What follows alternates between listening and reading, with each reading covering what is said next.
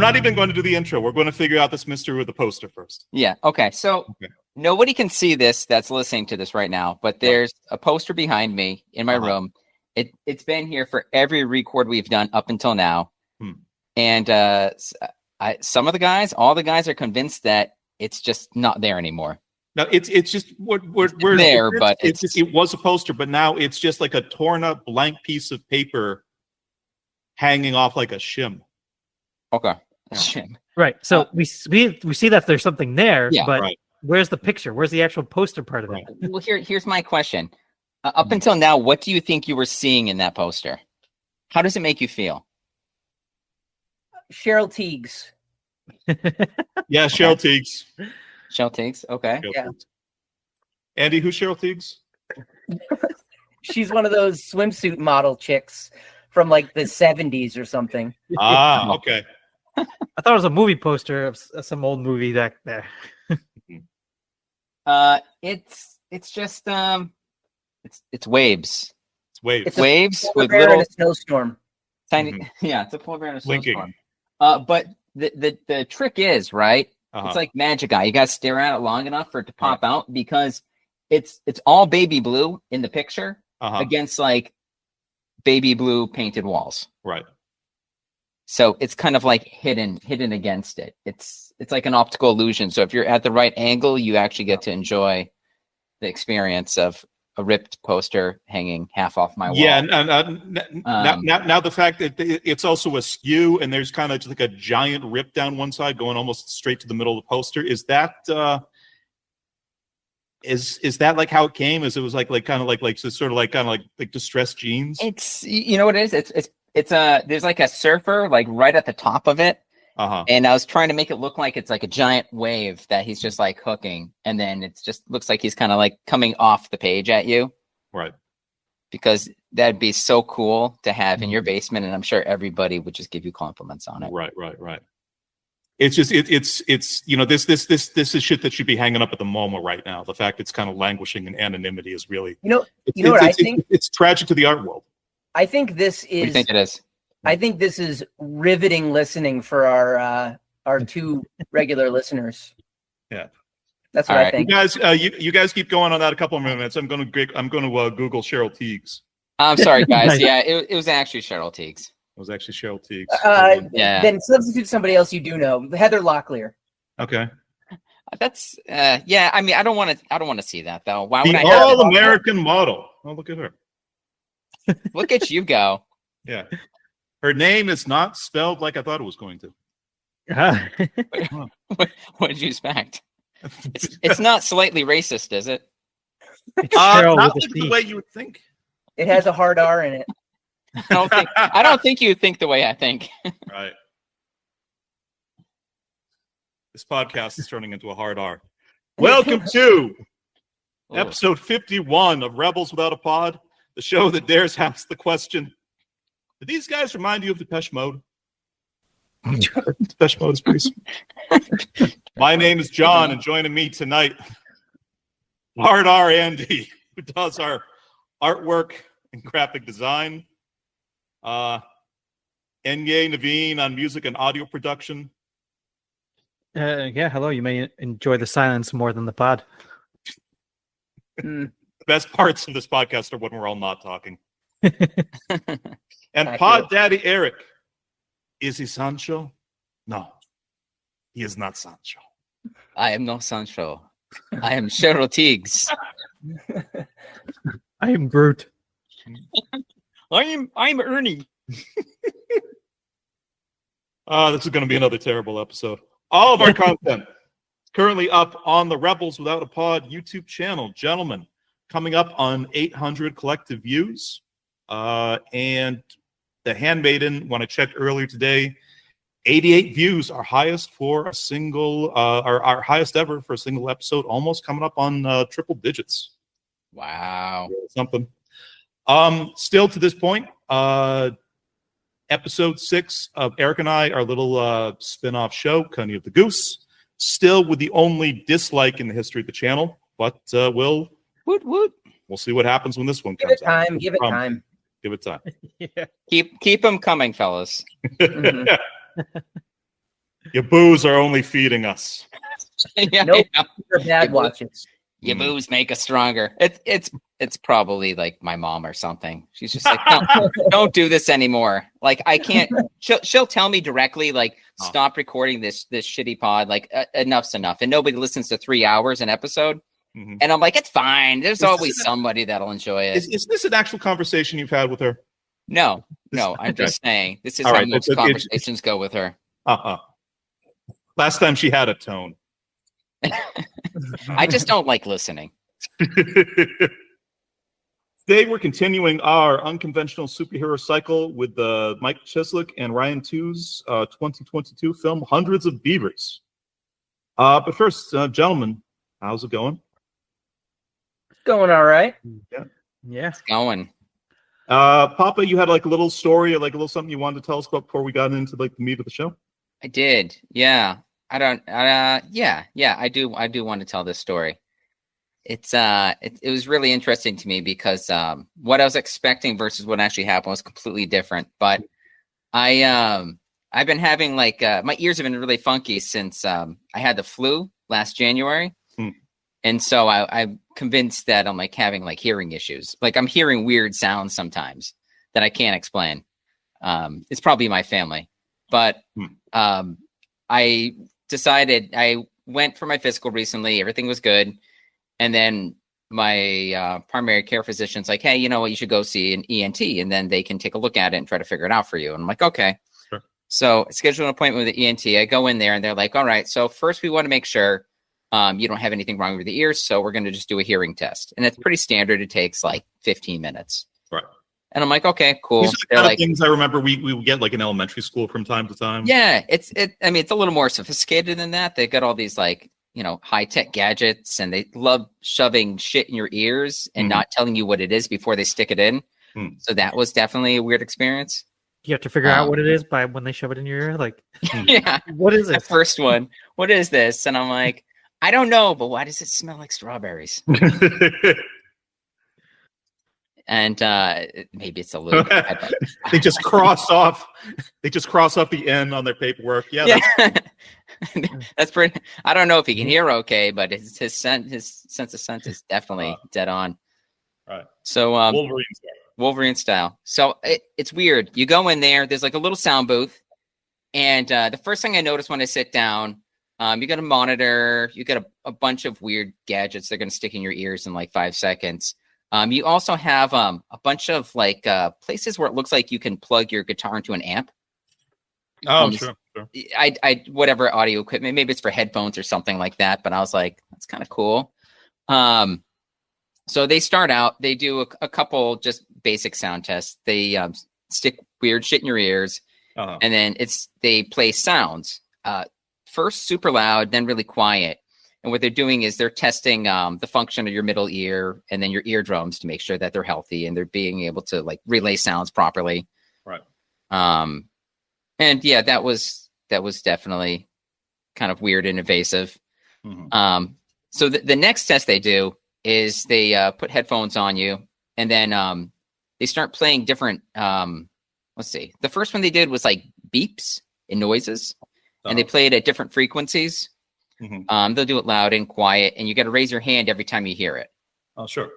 Yeah. And so I was doing that one, and whatever. I don't know. That made me think of like high school when they do like a hearing test or something.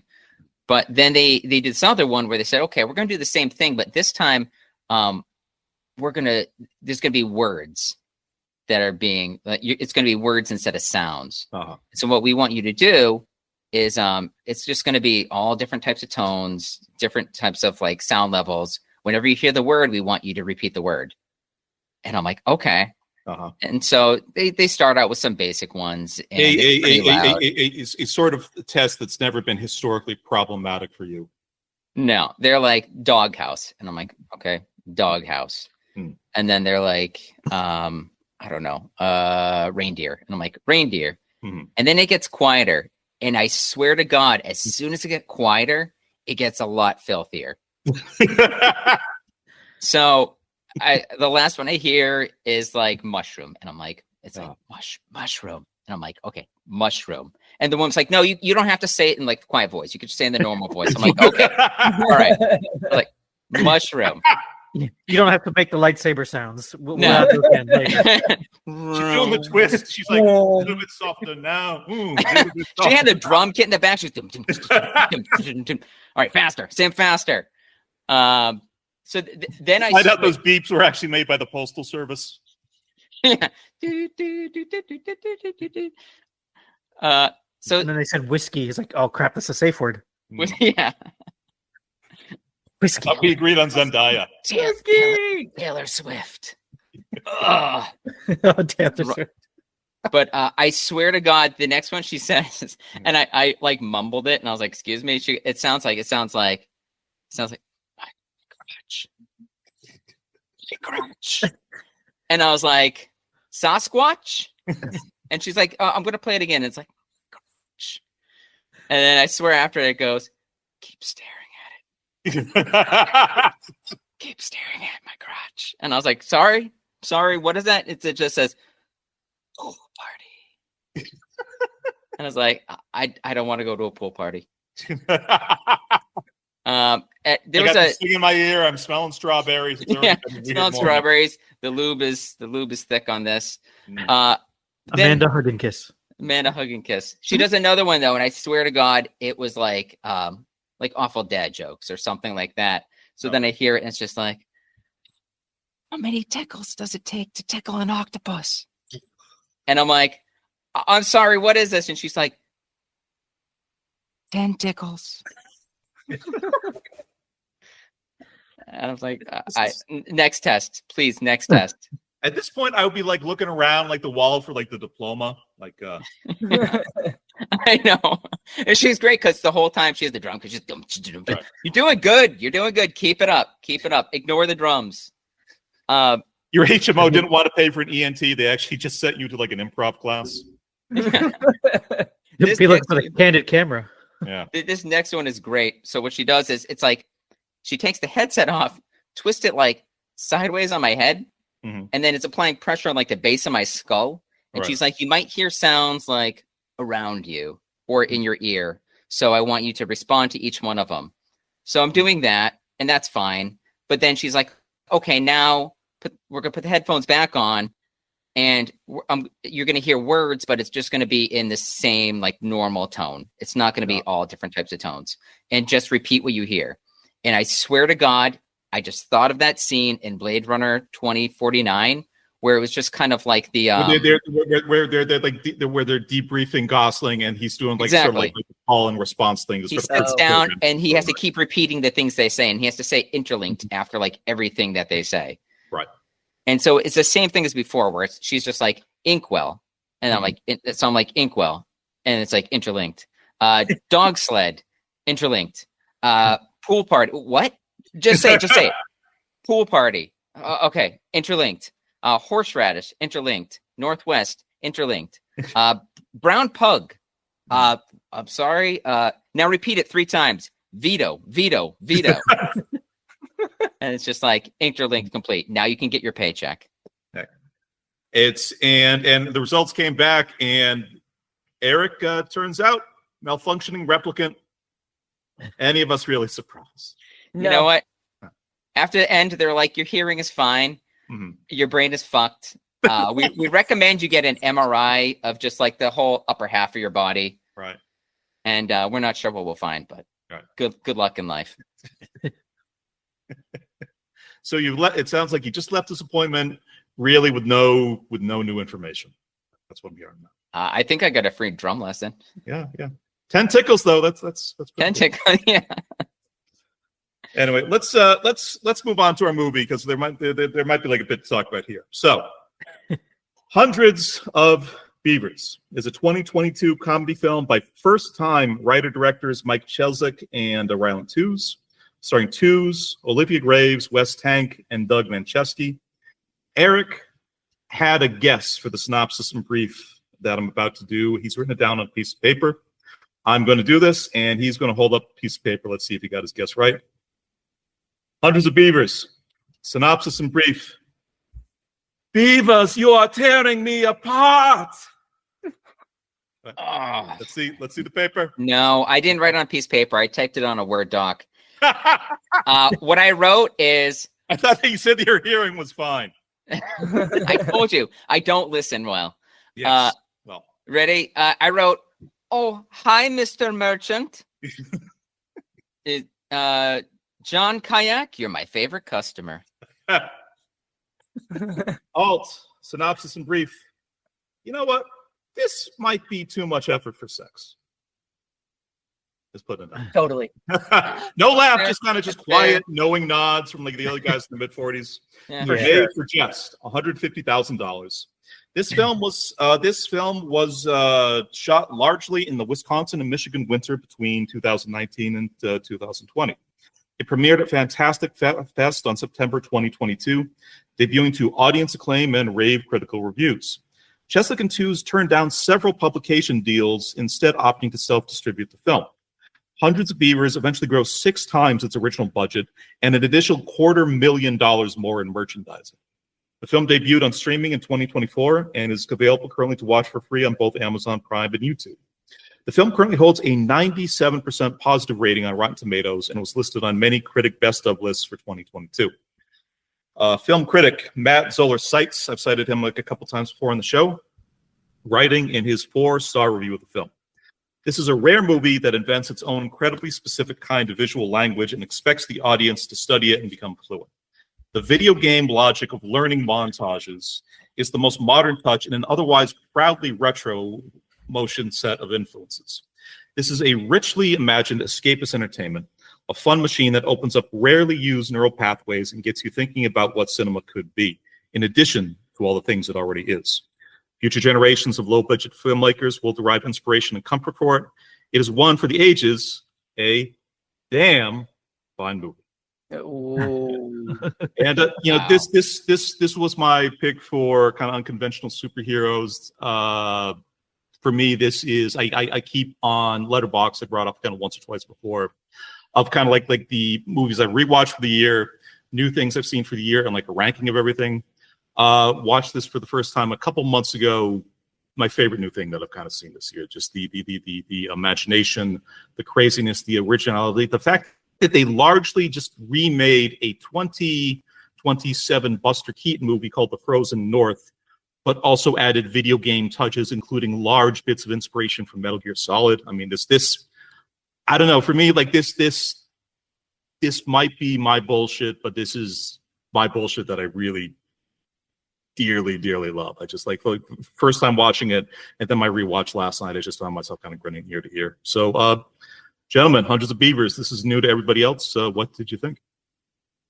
Naveen, how about you start us off? Yeah, it was definitely interesting. It was quirky. It had that old timey feel of the black and white movies with no sound and just the music going through. The piano playing kind of thing. And then, as you had mentioned in the chat as well, just the different quirky things of Looney Tunes stuff. Like, you got your Wile E. Coyote and Roadrunner bits in there, or Elmer Fudd. It has a lot of kind of particularly sort of Tex Avery and Chuck Jones style, the physics of everything that happens. It draws a lot of inspiration from there. Yeah, the Elmer Fudd and Bugs Bunny thing. So it was really neat. It was interesting to watch. And then it got into that video game aspect, where you had to, get the furs to get these special weapons or tokens kind of thing. And then to get the tokens, he would trade it, and to get other tokens and build off from there. So it's kind of neat in that way. The trouble I had, I guess, was seeing the unconventional superhero part to it. I guess it's based off of, it's got that video game vibe, but for me, I guess a superhero movie would be like there's something to save, or as opposed to a prize to try to win or buy in there. So that part was different, but I guess in the end there is that hero's journey. He's going through, he lost his Applejack stuff, and then he didn't know how to throw anything. He couldn't, and by the end he was able to throw things, and then whatever scheme the Beavers were up to with creating a rocket ship and stuff. So, which was never really answered, but interesting there. But overall, again, technique and thing for this day and age of movies. It was neat. It was really neat. Nice. Andy, how about yourself? So Naveen kind of stole my thunder a little bit there, but listen, far be bring the lightning. Far be it from me to call anybody's movie choice into question, considering how badly I failed on mockumentaries. But that's fair. How is this a superhero movie, or even adjacent to a superhero movie, or whatever? I don't really know. I also, to be fair, don't care, because this movie was unlike anything I've ever watched. Right. It was, so I wrote down here, a nearly silent slapstick comedy with a ton of physical comedy, surreal visuals, a mix of practical and special effects, furries, and absurdist humor. First of all, how do you come up with an idea like this? Second of all, how does a movie like this get made? Third of all, how does a movie like this get made in a full feature film length, 90 minutes plus? Right. It blows my mind, the creativity of people. Even if you didn't like this movie, which, spoiler alert, I did. But even if you didn't like it, you have to respect the hustle on this one. You have to. Sure. You have to. Yeah. And Papa, how about yourself? Every day I'm hustling. I'm the same with these guys. Mm-hmm. I said it from the last episode. I'm like, I'm still not convinced this is an unconventional superhero flick, or what I had in mind, even though Mr. Kayak de-skeletons a beaver with his bare hands, Kano style from Mortal Kombat. Yes. Uh-huh. And the beaver has a human skeleton, no less. Yeah, he does. He really does. At first, he just pulls the skin off the head, and there's just a skull, and then he just strips the rest of him off. Take all the rest of that meat off. I took this right here. See this? Right. That's how many days it took me to watch it. 4 days. Wow. It was like I was watching a YouTube video. That just went on for like an hour and 50 minutes. I was like, I couldn't take it. And I'm like, I don't know how somebody can watch this all in like one go. But I mean, I think, despite that, there are a lot of things I did like about it. The things I probably should liked about it, I'm not sure I appreciate it as much. Whole the very end where it's just like the what is it, like the water shoots, and then Mr. John Kayak's riding on like the logs. He's literally going through like a Mega Man stage, pretty much. Yeah, he's got that. He's trying to avoid stay out of, like you mentioned, Metal Gear. He's trying to avoid like the beavers that are on guard, and they would like turn at one point, and then he would kind of slide by them or sneak past them. Right. Those kind of things I probably should have liked, but I also don't like I never understood like Twitch streaming. It's just I just don't like watching people play games. I'd rather play the games. I just can't be engaged. So interesting. So this actually had a little bit of a feeling to you of watching somebody else work their way through like a video game. It was different. The beginning was the only part where I felt like it was actually a movie or something like that, like a TV show. And then when it got to the part where he was just going ahead and he's like, okay, I gotta figure out how to trap these animals, to collect resources, to trade them in, to like upgrade my weapons. I'm like, okay, this is kind of interesting. And that went on for like 30 minutes. And then like the last third was kind of like the I don't know. Yeah, it's a combination of kind of like it's the revenge mission, basically. Espionage, like you're kind of like sneaking about. They have like the action scene where he just suddenly gets like super violent, just starts like beating the shit out of all the beavers. Right. Then there's like the part where it's like the Beaver Voltron shows up. And then like Injun Joe just strips off all his like Native American gear, and then he's just was he from like New Zealand or something like that, or he's Hawaiian, and he's like highlights for me for this movie. I think I love the poop swing for beavers, and they were shooting at the targets and trying to get like different point values. I thought that was kind of fun.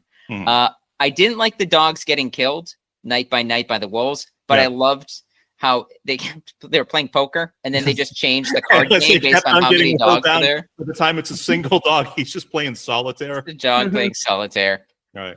Or even That when was they were at funny. the merchant with their owner, Mm-hmm.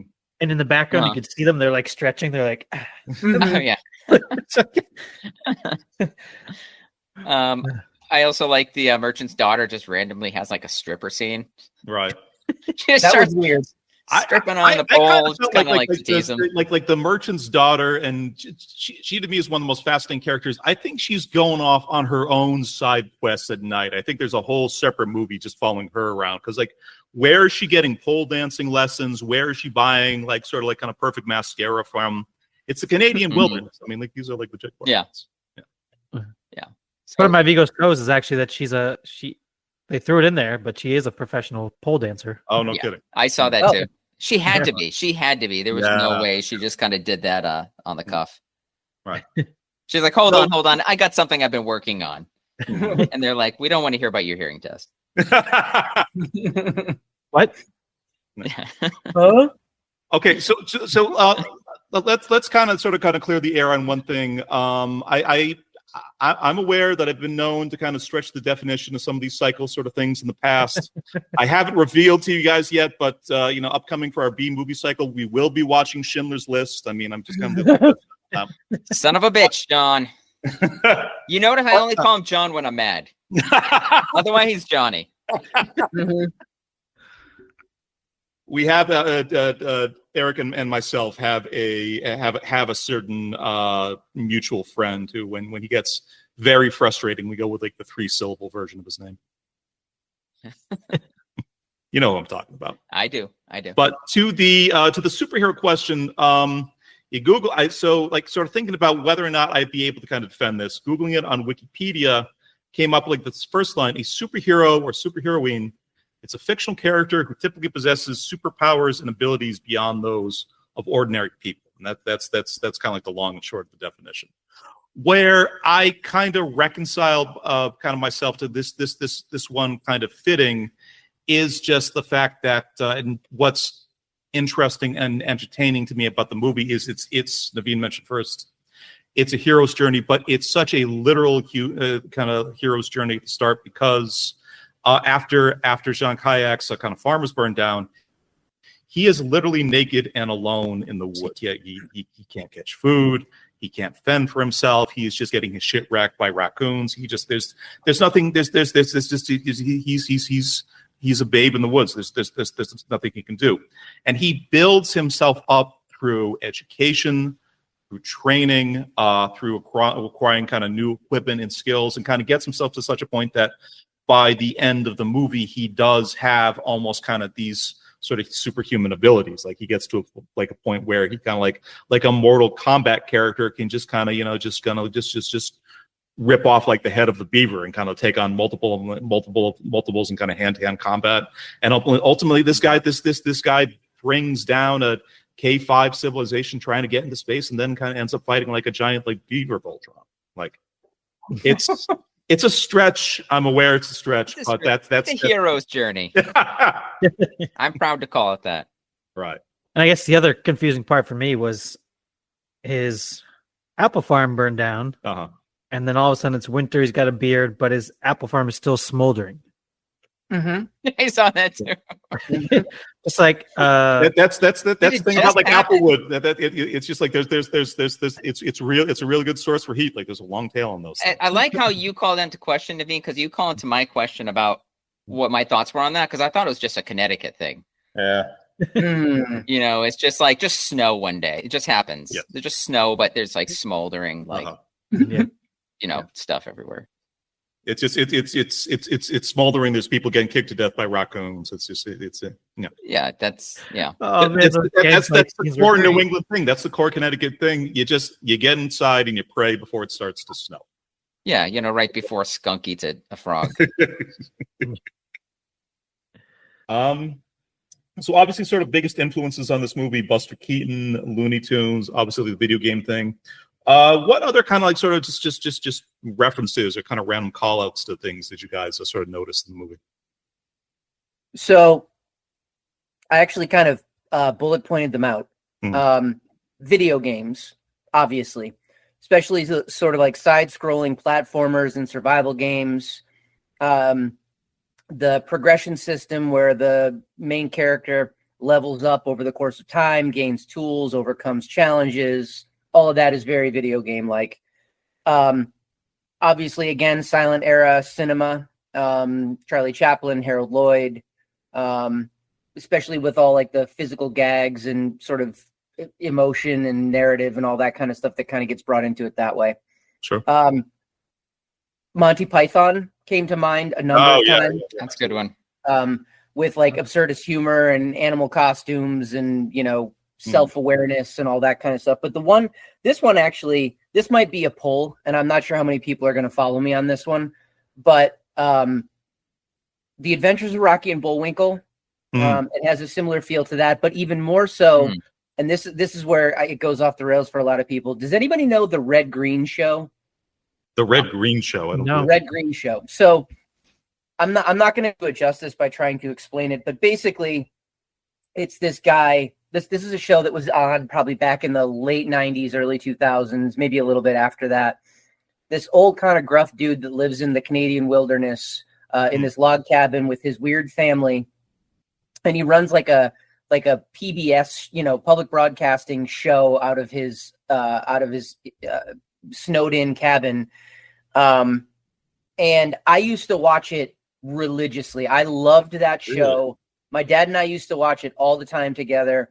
I thought it was absolutely hilarious. And then it's one of those things that sort of just, for me anyway, it just disappeared. Like I didn't see it anywhere anymore. No one ever talked about it. I have never heard of this. Yeah. It almost in my head feels like something that didn't actually exist and that I just had like a fever dream of at one point.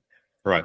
But a lot of the kind of humor from that show is like exactly the kind of humor that you see in Hundreds of Beavers. So I know that one's going to lose a lot of people, but if you have the opportunity to look up the Red Green Show and can find any footage of it out there, it's got to be on YouTube or something. Right. Just give it a shot. It's fun. That's a super interesting poll. Thank you for that. I mean, it's weird you mentioned that because there's this movie I was thinking of as you're explaining it that had like it has like a TV show incorporated in with a similar kind of vibe that I don't recommend to anybody to watch. It's called I Saw the TV Glow, an A24 movie. So whatever John tells you, don't actually watch it.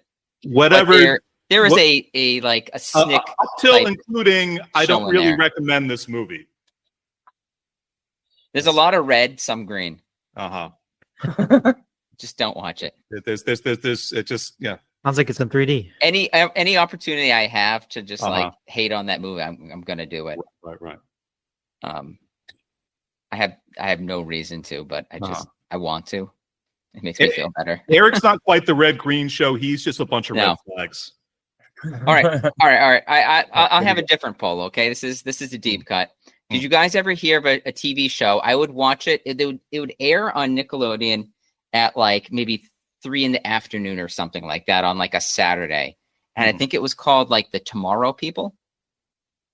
I've never heard of this. No. This was another one, like one of those random shows, and I think it was filmed in Canada, or maybe it took place in Australia, but it was about kids that from all around the world that they got pulled in, like they were just living their daily lives and something happened to them and they got pulled in and like transported to this like alien spaceship that was in like, I think crashed in Australia.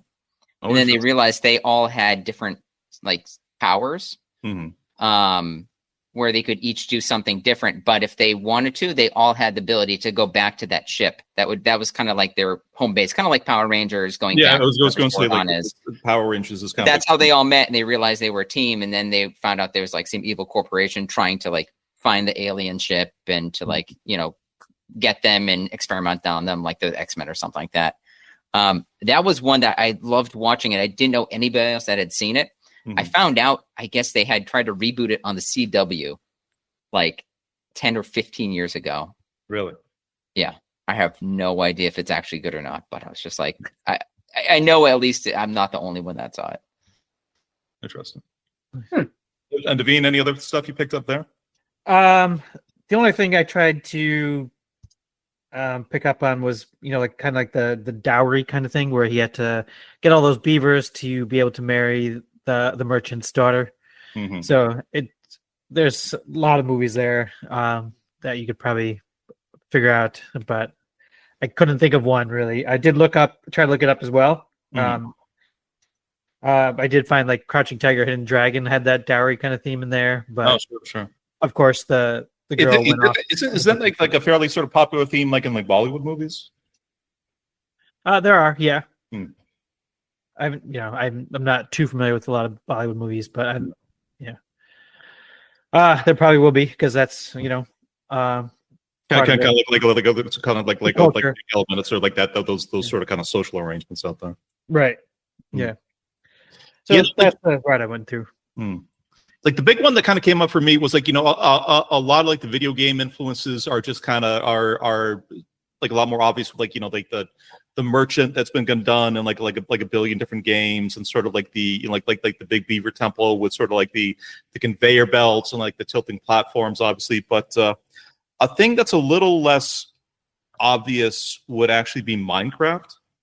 I kept on coming back to Minecraft because if you've ever played the actual kind of like campaign version of Minecraft, it is a little bit of a similar thing that you're literally just kind of drop naked into the woods. You have about 20 minutes to kind of like sort of just kind of like literally just kind of punch trees and rocks and try to build yourself like up like a primitive shelter. And then for like the next 20 minutes after that, all these zombies and creepers and other kind of monsters just kind of show up. And if you haven't actually built any shelter for yourself, you basically just kind of get like fucked up right away. Similar to how like a Minecraft story will actually kind of progress.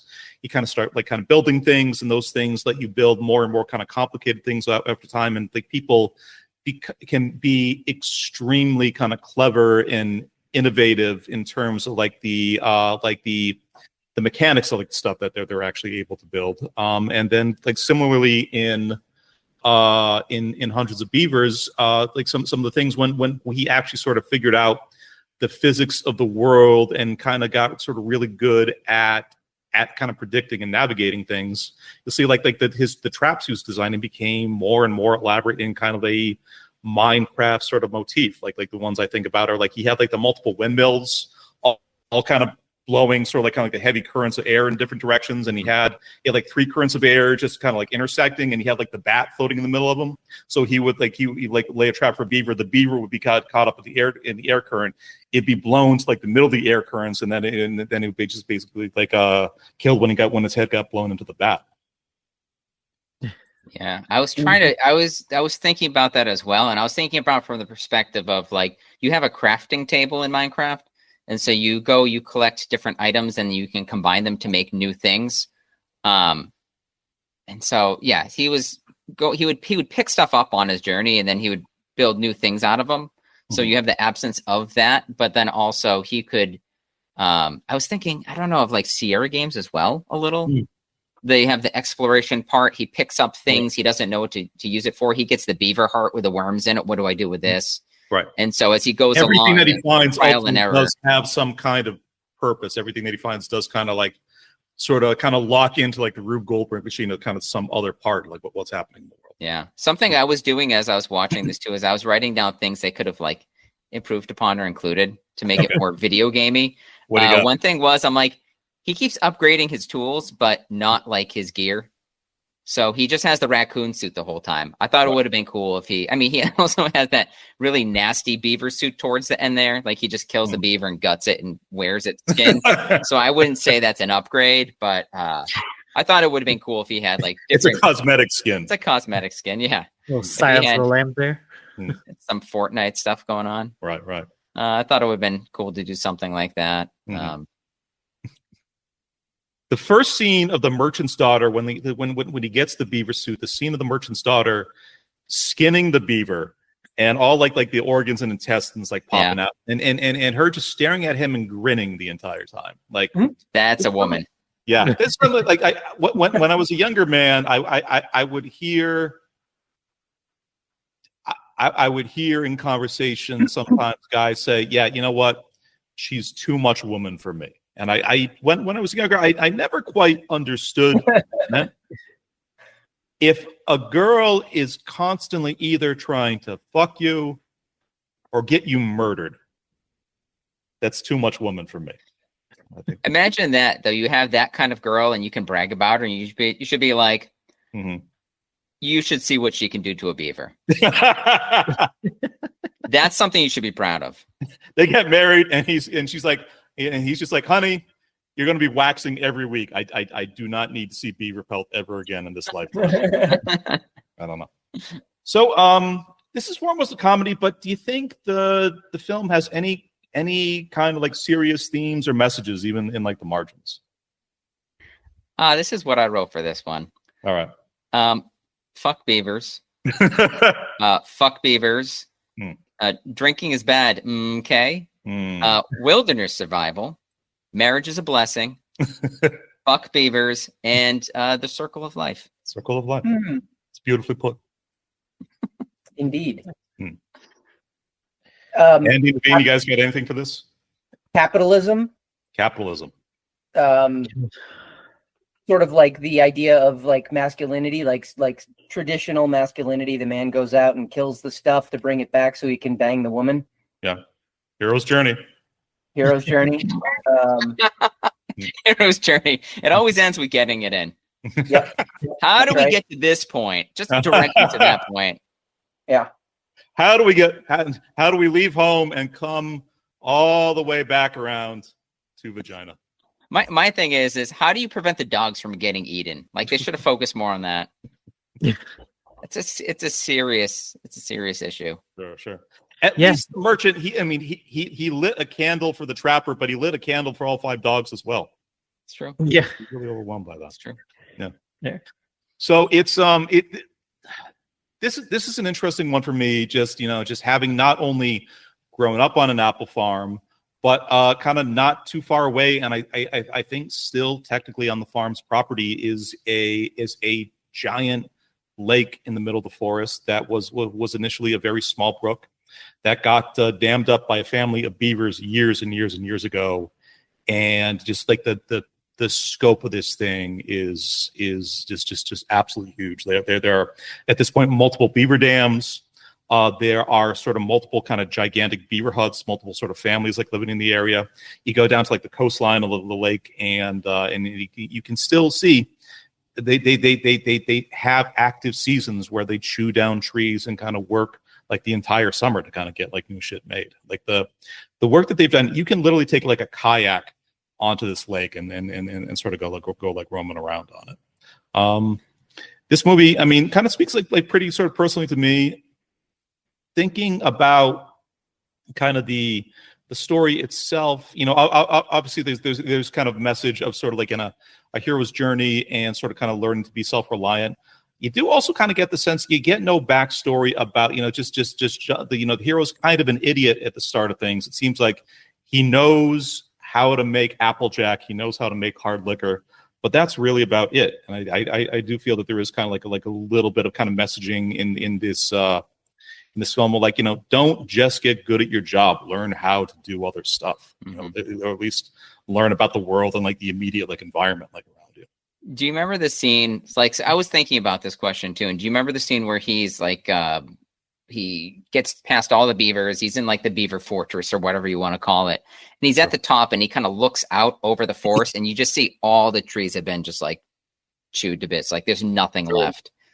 I saw that and I was like, there must be some kind of message there, but I just couldn't think of what it was. It's a little that maybe sort of like the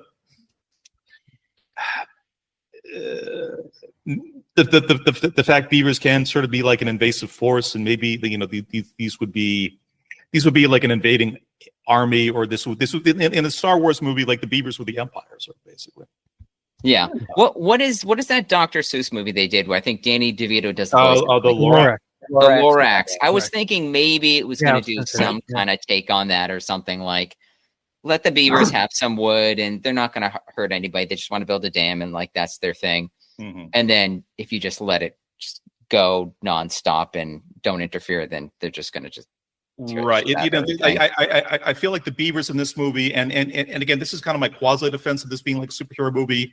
Yeah. They're not a natural part of the forest and the ecology. They are more of a kind of a destructive species, kind of like an invasive. Sure. species. Yeah. I think, I mean, if John Kayak wanted to handle that situation a little better, right? Tariffs. Yeah. Tariffs on them, and that's it. I don't know.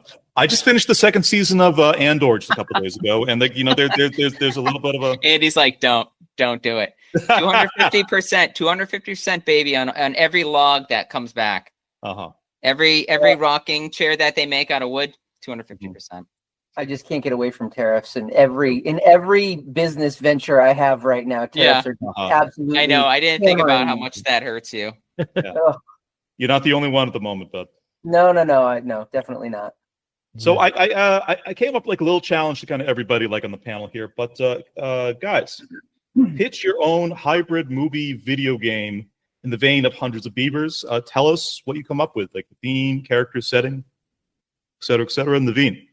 Let's start with you. All right. I'm never really good with some of these things, but give it a shot here. Don't sell yourself short. You're All really good at this. But I'm short. But all right. Okay. Yes. All right. Well, I actually came up with a couple here. So I got my first one here, which is basically samurai versus aliens type thing. So samurai has to learn how to wield his weapons of size and katanas and things, learn how to defeat these aliens as he goes along, and goes through all these little quests to learn about their armor, their spaceships and things. Right. And Ninja Turtles. Keep going. Yeah. You feel bad, don't you? You should feel bad. Yeah. That was a great year you chose. And with all indications, you had picked Ninja Turtles. Right. You led me on, just so you know.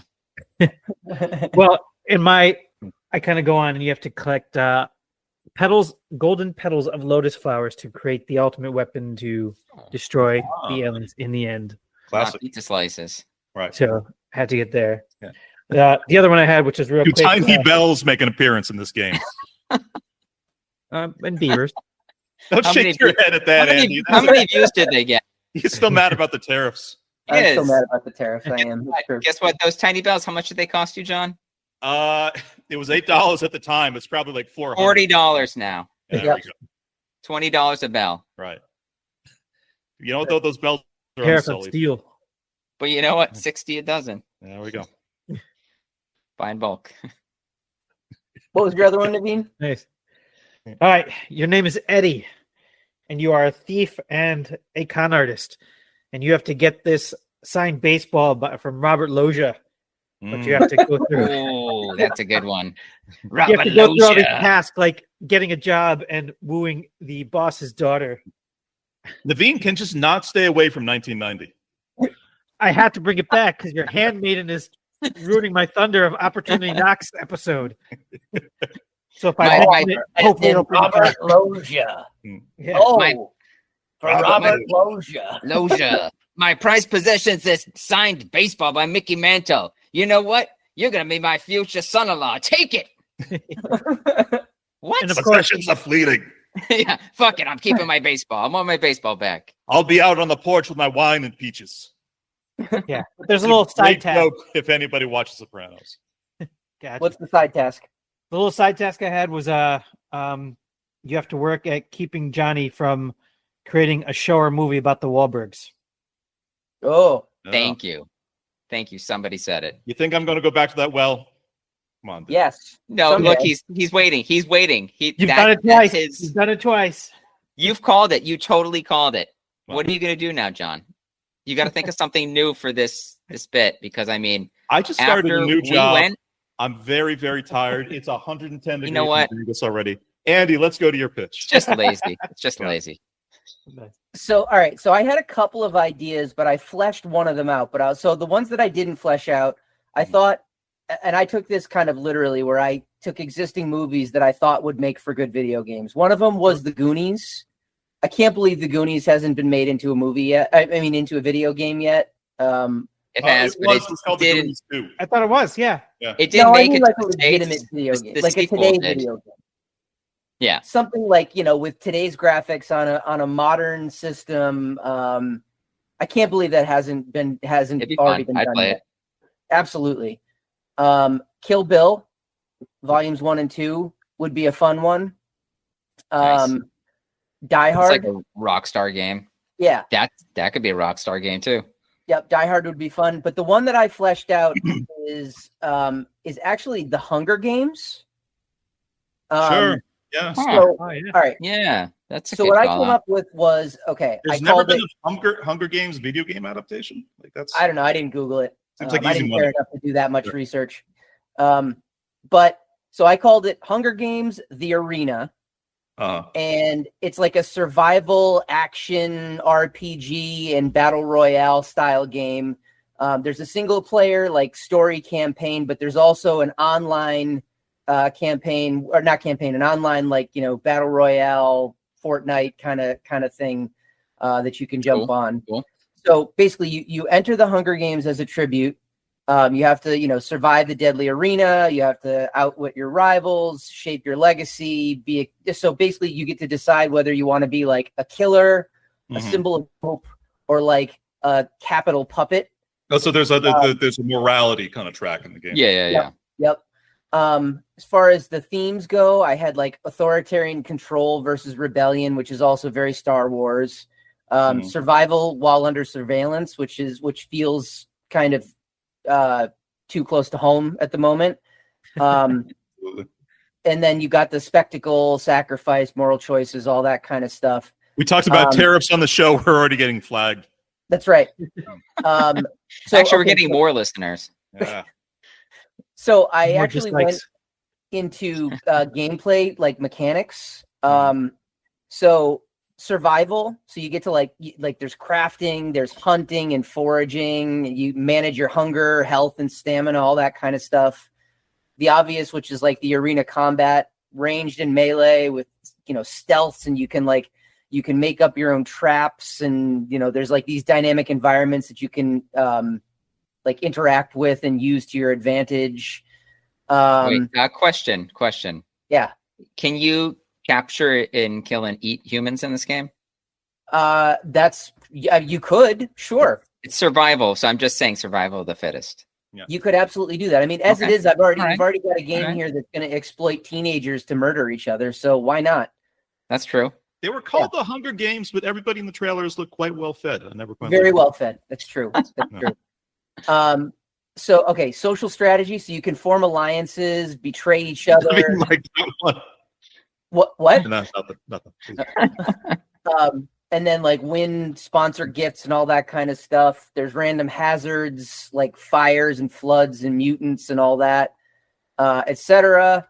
And then let's see. There's also you can play as Katniss in the campaign mode, or you can play as like your own custom tribute that you can design at the beginning, like you can in all these games now, where you either go the route of like building the strongest, most buff, amazing human you can, or you make like a Sasquatch with a humpback and cross eyes or something like that. Whatever you want to do. That's what I do. This is really weird that like the Harry Potter exact version of this exists, but like this Hunger Games version does not. Yes, yeah, you're right. Absolutely true. And with the multiplayer mode, much like with PUBG and all those games, it's permanent death. So it's not like you get extra lives. You die, you're out, and then you got to jump back into the next round. So it's basically Fortnite or PUBG, but skinned with Hunger Games, and then add in the ability to do crafting and hunting and all that kind of stuff. That was my idea. Is there, if you get it on pre-order, can you unlock the Woody Harrelson's character for free, and then he's actually dressed up in the clothes he wore on Cheers? I hadn't thought about that, Eric, but I'm glad we've had this conversation, because now the answer to that is yes. Right. Okay, then I'm going to pre-order it. Yep. This is brainstorming. There are no bad ideas in brainstorming. I'm just saying, We're following here. it works. It works. I like it. You can buy an emote where he just goes, Norm! He also does like a Tony Danza, like in Tony Danza voice, he just goes, Mona! Mona. We're crossing streams now, guys. Yeah, I know. And who's the boss? Come on. Doza, get the fuck out of here. Wait a minute. Whoa. Papa, what do you got for us? Yeah. What I thought about is, and I don't know why this was never an actual video game, but I'm calling it Boy Scouts the movie. Boy Scouts the movie. Like the Adam Sandler Boy Scout from SNL? Like Mean Man? Yeah, well, like the Boy First Scouts. SNL I ever personally stayed up for. Sure. I don't know what to talk about. Yeah, Boy Scouts of America, the movie. Okay. It starts out, there's like this new kid to the troop. All the other kids are hating on him. So he wants to go out and prove that he's like the ultimate Boy Scout. Right. And to achieve that, he just keeps, it's like trial and error. It's not working out for him. But he learns that if he can collect these 8 super badges, it will give him the power to like rule over all the other kids in his troop. So what it is there's, to get these different 8 badges, there's 8 bosses he needs to defeat, Mega Man style. He selects a path that he wants to go down. The badges I was able to pinpoint that I thought would be interesting. He can go for the climbing badge, the cooking badge, the fire safety badge, insect study badge, rifle shooting badge, skating, fishing, in motorboating. Like with a boat, not a partner. Anyways. Okay. Thanks for the clarification. Yeah. So he motorboating in Japanese, by the way, is called pafu pafu. Interesting. Boto very fasto. So there's 8 challenges, 8 bosses. Each of the bosses I pulled from like an old PSA. I tried to pull from environmental PSAs, but then I got a little creative because there just wasn't enough that people would recognize. So I was able to pick Woodsy the Owl, Smokey the Bear. He's actually smoking in this with a cigar because why not? He doesn't give a fuck anymore. He's old. You got Swamp Thing, Louis the Lightning Bug. You probably recognize it if you saw him. The Princess and the Frog. What's up? Is that Princess and the Frog, Louis? No. It was like a PSA. I forget what it was about. I don't know. The lightning bug, yeah. Yeah. Electricity, don't touch electrical wires. Yeah, it's something to do with like electricity. Yeah, live wires or something. Yeah. If you see it and it looks dangerous, leave it. I don't know what he says. The Crying Indian. Oh, that guy. Yep. Yeah. The Crying Indian, because why not? McGruff. Crying game. Yeah, it's Crying Game. McGruff the Crime Dog. I'm stretching here. Bambi was in a PSA with Smokey the Bear, so Bambi's there. I really hope your last boss is going to be Cheryl Teagues. No, it's Rachel E. Cook, and that's I'm serious. I'm serious.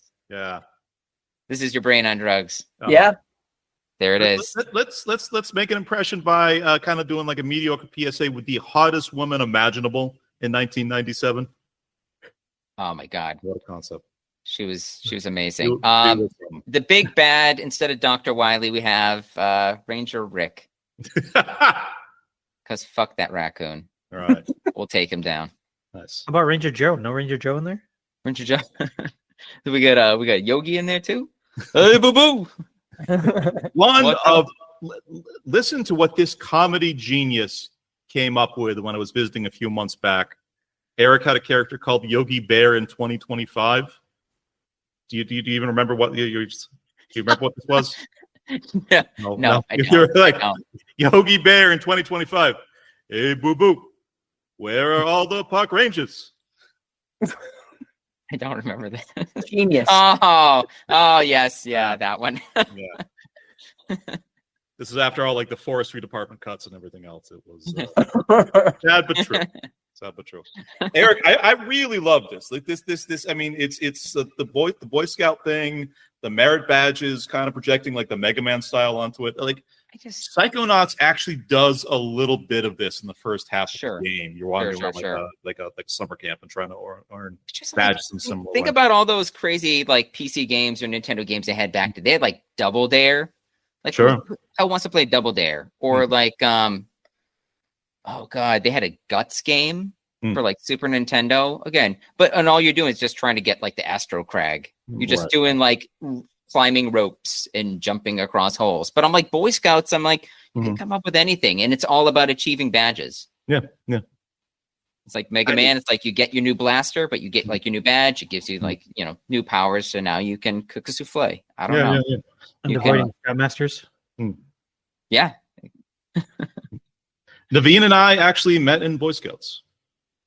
Fun fact about us. And you guys are still together. I'm proud of you both. We go, yeah. I'm proud of us too, my friend. That was a Yogi Bear 2025 joke. So. I actually even got the cooking merit badge. We did not learn how to cook souffles. Trying to remember. What'd you learn how to make? Dinty more. Eggs. Dinty more.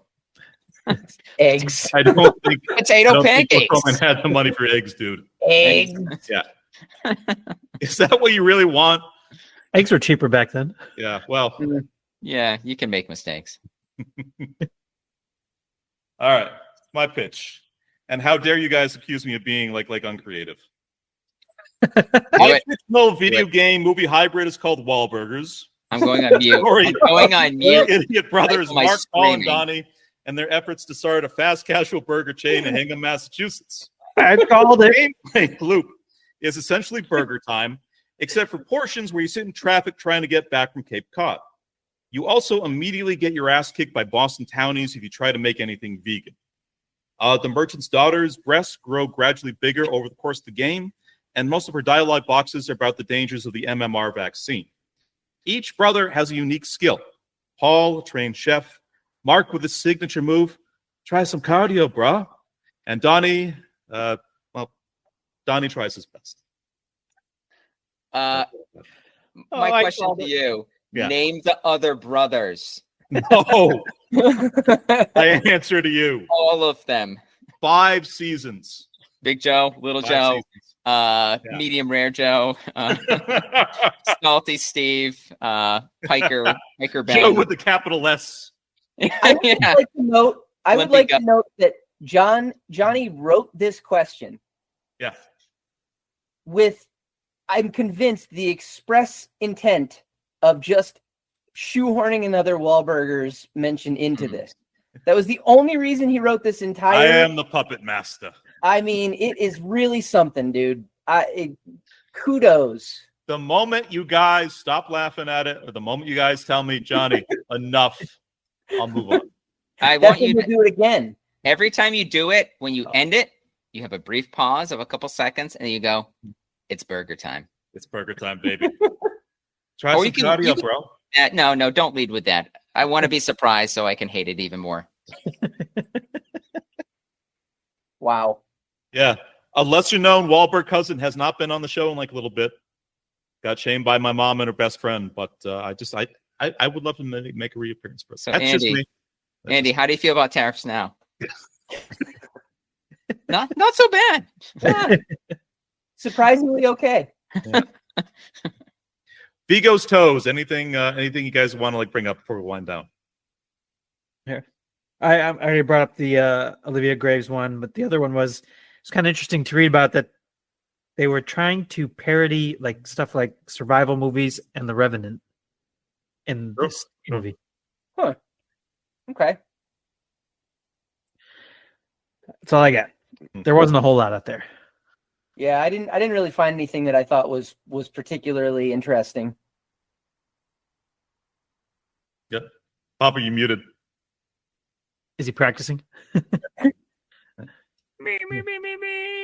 Fun fact: Beavers are the second largest rodent in the world. Ah. After the capybara. I thought you were going to say Stephen Miller, but kind of here we are. Oh, topical. Wish. Oh, wow. I don't know. In the movie, they all seem the same size as wolves and the raccoons and the bunnies. That is true. Wait. And like a beaver's teeth, Stephen Miller's white pride and racism never stops growing. Full circle. I like it. You did it. There we go. So I have been, over the course of this episode, having a couple Angry Orchard Imperial hard ciders. Mm-hmm.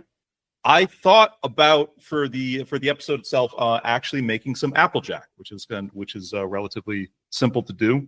I learned a couple interesting things about it. First, making any kind of alcohol in your home where you're increasing the APV, the alcohol by volume, by any method other than fermentation is illegal at the federal level and in 43 states, of which I live in one. Yeah. It's mostly to kind of stop sort of like kind of just moonshiners like living in Appalachia, like something like that. But I did a bunch of research on how to actually kind of make Applejack at home. Like there's kind of two distinct ways, like a heat-based way, which would actually sort of involve sort of buying sort of distillation equipment and a bunch of kind of fancy chemicals, and it'd just be like this whole kind of giant production that would also kind of take like a month and a half. Or I could buy a couple hard ciders, freeze them, pull the ice out after they're frozen, and basically just kind of drink whatever is left over, which is primarily the ethanol and the flavor compounds. That's all essentially like Applejack is. It's you make hard cider by kind of fermentation first, and then you by freezing, you basically kind of take out all the water. Everything that I've read though about kind of doing it that way says that it is the nastiest hangover you will ever have in your life. How do you extract the liquid from the frozen solid? Water has a freezing point of 32 Fahrenheit. Ethanol has a freezing point of about negative 170 Fahrenheit. Oh, so it doesn't freeze. Yeah, so you basically just kind of throw everything like in your freezer for a few hours. There'll be a small amount of liquid left over. That's basically all like the non-water portions, like the hard cider. So that's basically what you would drink. What you get out of a kind of actual sort of proper kind of heat-based distillations is ways to separate out the other chemicals, which become other kind of impurities in the hard cider that become very intense and very concentrated, primarily kind of propylene and methane. What you kind of do like a heat distiller is basically you do a distillation, but you throw out the first 10% and the last 10% of what you actually distill, because that's where most like the nasty chemicals come in. But sort of back in the day, they would make Applejack basically by kind of harvesting apples in the fall, fermenting them into hard cider, and then leaving it outside like during the winter, and then kind of throwing out the ice and kind of drinking like the flavored ethanol that was left over. Supposedly, the hangover that you would get from kind of cold distilled Applejack was so crazy, was so intense that they actually had a name for it back in the day. They called like those really kind of bad hangovers where you're just kind of drinking sort of pure like methanol on top of like your the regular drink. They would call it apple palsy, which I thought was apple palsy. Yes. Wow. So nothing else on the movie, but I thought that was kind of interesting. Yes. Yeah. Also, turns out George Washington was such a big fan of Applejack that he actually got his personal recipe from a professional Applejack maker called, I think, like Joe Laird. The Laird family is still in business today and makes professional kind of hard cider and is also the biggest distributor of actual kind of professionally made like Applejack in the country. Nice. Yeah. Interesting. So that's what I got. Any closing thoughts, or you guys want to go on to sorbet? Just real quick. I mean, I don't know if I made it clear in the beginning. It was a good movie. It's definitely a good movie. Good watch. Interesting thing. So if you haven't checked it out, check it out. To our two listeners. Yeah. It's free a bunch of different places. It's a lot of fun. Take it easy on yourself. Break it into smaller portions. Leonard actually texted me about it the other day, and he said like the scene with like every scene with the horse just had him like crying laughing. The horse, the horse with the human face. Yeah, pretty good. The human face. He's just he's just staring at him.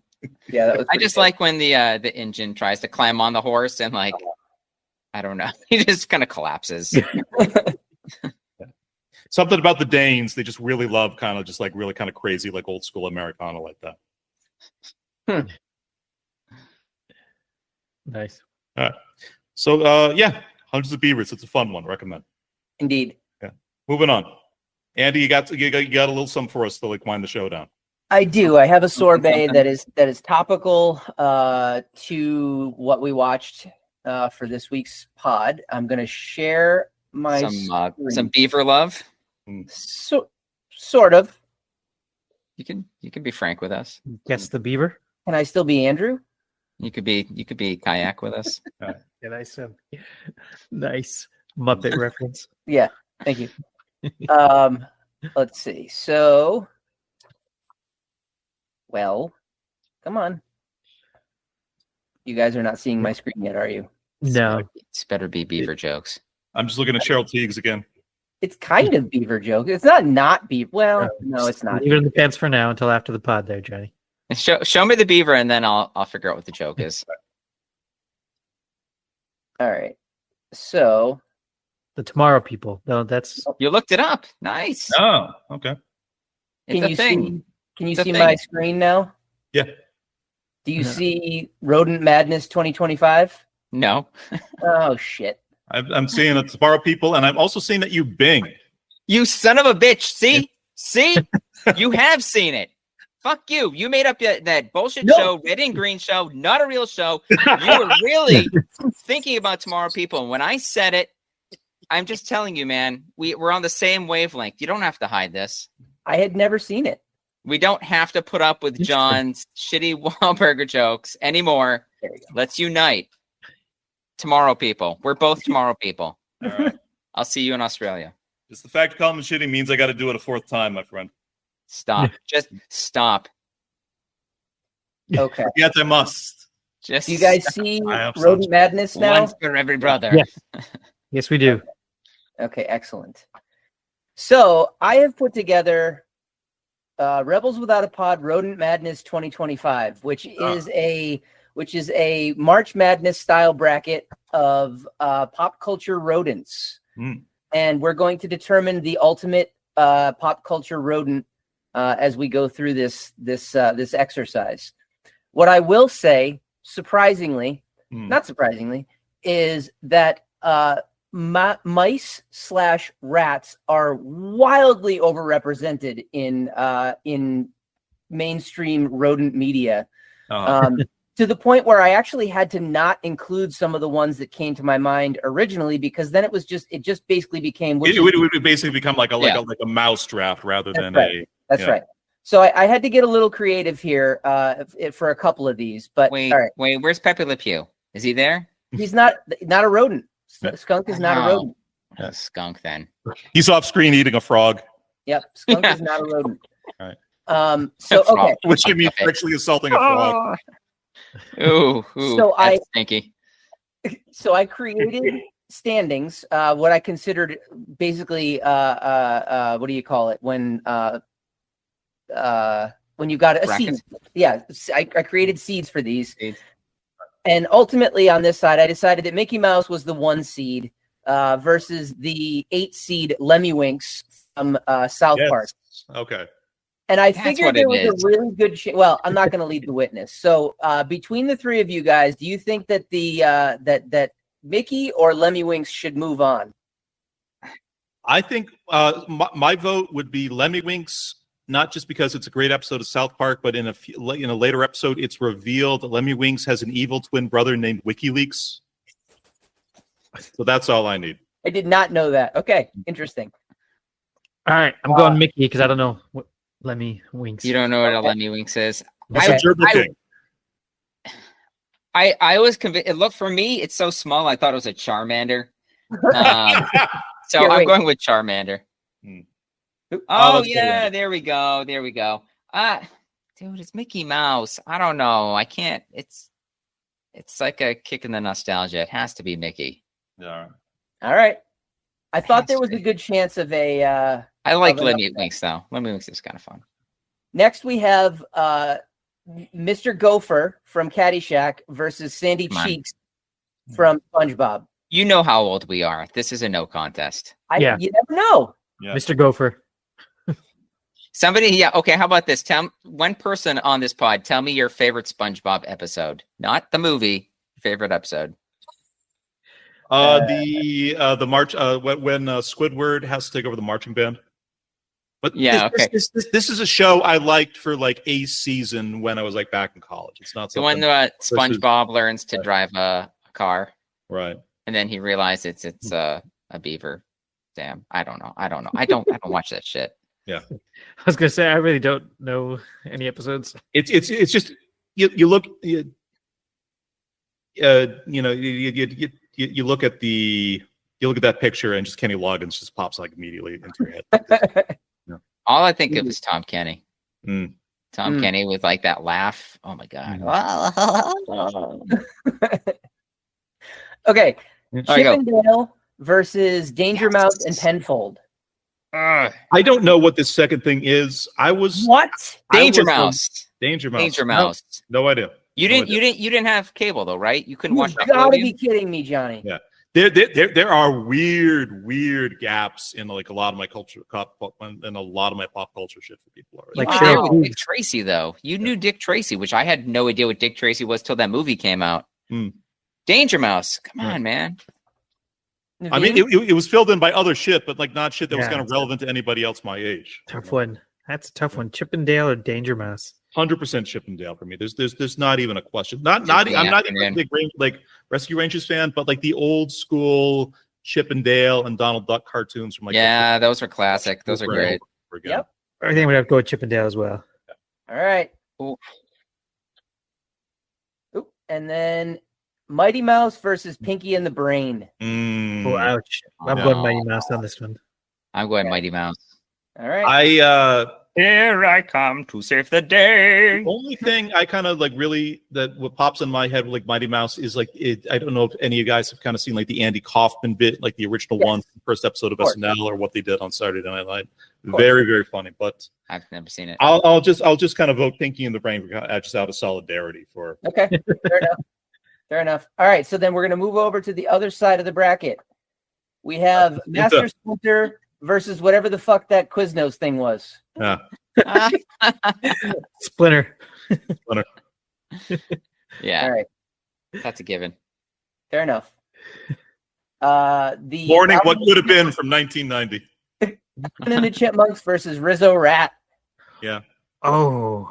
It's Rizzo. It's Rizzo for me, but I'm it's Rizzo. Come on. Christmas time is here. Right. Time for joy and time for cheer. There. Oh well. All right. Tom. Although I do think of this pod as basically being kind of run by Dave and the Chipmunks. A little bit. Yeah. A little bit. So Jerry Mouse versus the Rodents of Unusual Size from Princess ROUSs. Yep. The ROUSs. Yeah. I'm gonna go with the ROUS because it's just like Tom and Jerry was just never like we were a Looney Tunes house kind of coming up. Here's the thing though, right? They lived in fire swamps, yet the one that was killed in the movie died from the fire in the fire swamp. So he kind of went out like a little bitch. Did you actually ask Carrie Elways that the night that he tried to pick you up? He had his tongue so deep in my ear, I questioned whether I needed a hearing test or not. So that's a man that smells like strawberries. And you know what? I got a clean bill of health, so we're good. Good job. Apparently not that deep. Sounds like you got fluid in the ear then. Yeah. Oh, this is a tough matchup. I'm going Speedy Gonzalez. Yeah, Speedy. Come on. Speedy. It's got to be Speedy. Oh wow, that's an undefeated. Okay, wow. This is woke. 2025 wokeness is done. Okay, Rocky said them. We move on to the next round where we've got Mickey Mouse versus Mr. Gopher. Mr. Gopher. I'm going Mr. Gopher. Yeah, Mr. Gopher. Yep. Okay. Wow. Oops. Oh shit. Oh well.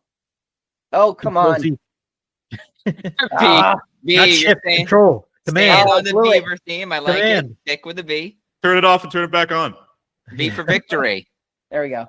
Yeah. We've got Chippendale versus Mighty Mouse. Chippendale, no question. Damn.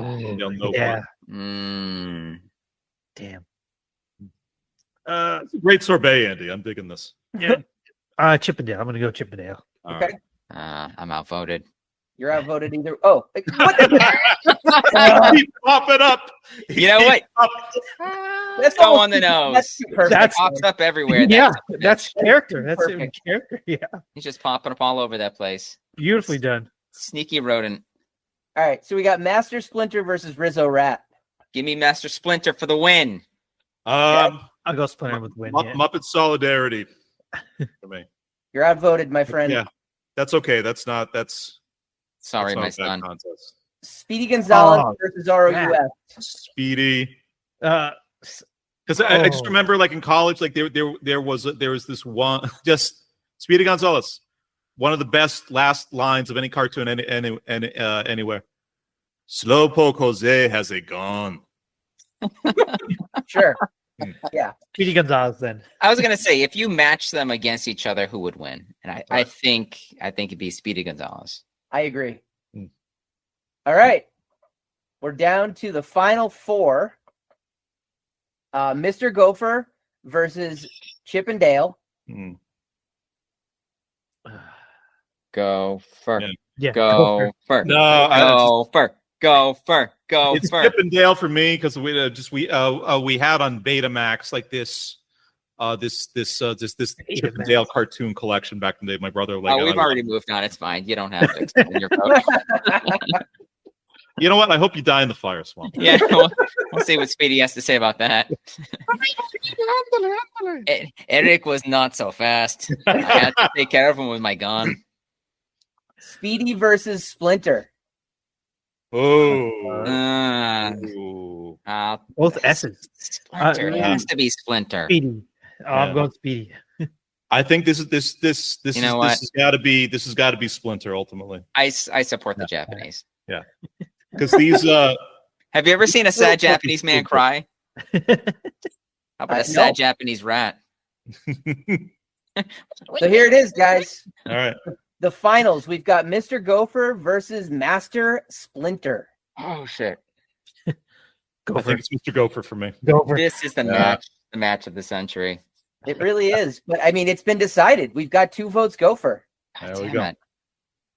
So Mr. Gopher is the winner of the Hey. 25 Rodent I mean, Madness. Yeah. I'm sorry, Master Splinter. A younger Master, like a 20-year younger Hamato, whatever's Yoshi, would have taken this, but All right.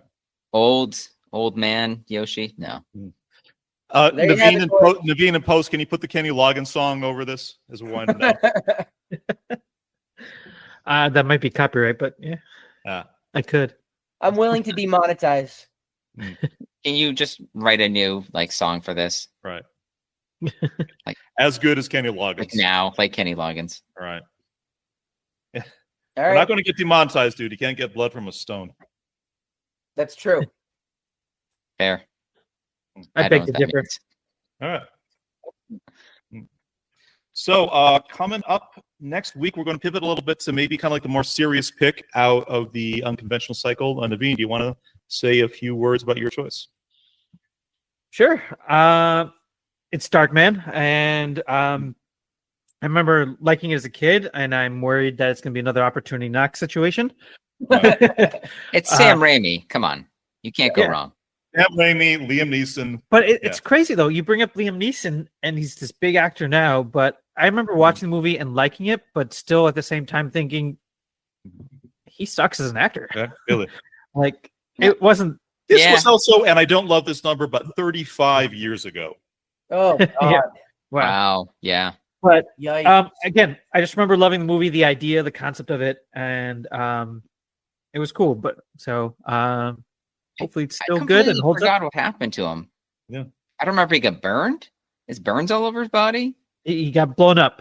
Blown up. Okay. I And somehow he saw survived. the preview of the artwork from Andy, which I just loved. Just so amazing, the amount of detail on that. I showed it to my kids, and Both Andy, Ray honestly, was like both pieces you did for our next episode were just as so much detail as good in as there. the work that we've ever done. It was fun. Yeah. Enjoyed it's it. creepy. It's a really creepy one. I like it. Yeah, I was looking at that artwork, and then I'm like, dude, what happened to this guy? He's seen so much shit. I have zero recollection of this movie. I've definitely seen it. I've definitely seen it too. I can picture a scene in an elevator at the end of the film, but that's all I have in my head. Yeah, wow. Yeah, I mean, it stuck with me. So I don't remember like verbatim, but there's a lot of things I remember about it, and I don't know. I won't give it away. I won't spoil it. Was there like a cabin in that movie? Like a cabin, and then like Darkman went on like a road trip with his buddies, and then they stumbled upon a cellar, and they went down the cellar, and then they found the Book of the Dead called the Necronomicon. And then all his buddies turned into zombies, and they ate his flesh, and he bandaged himself up, and then he had like a chainsaw hand, and then he just had a shotgun on the other hand, just went to town, just murdering them all. You're thinking of the sequel they made to Opportunity Knocks in like 1993. Okay. Right. Maybe crossed some yeah. lines, yeah. Opportunity Knocks 2. Loja's Revenge. Spider-Man shows up, and he's just like, pizza time. Not his character from Opportunity Knocks, the actual actor Robert Loggia. Oh, actual Robert Loggia. He comes in with a chainsaw and the Necronomicon. He's holding a baseball. He doesn't know what it's doing there, but it just appears. Andy looks completely lost and also tired, so let's wind it down. That's just my normal. That's status quo. You know what? I was confused when I saw the second signed baseball to him. Like, I thought there was just one prized possession, but apparently there's multiple ones. They're twins. Having my wine and peaches. All right. Gentlemen, let's call it a day. Episode 51, Rebels Without a Pod. Guys, pleasure as always. Take care. Awesome. No, Yeah. the pleasure's mine. That's mine. See ya.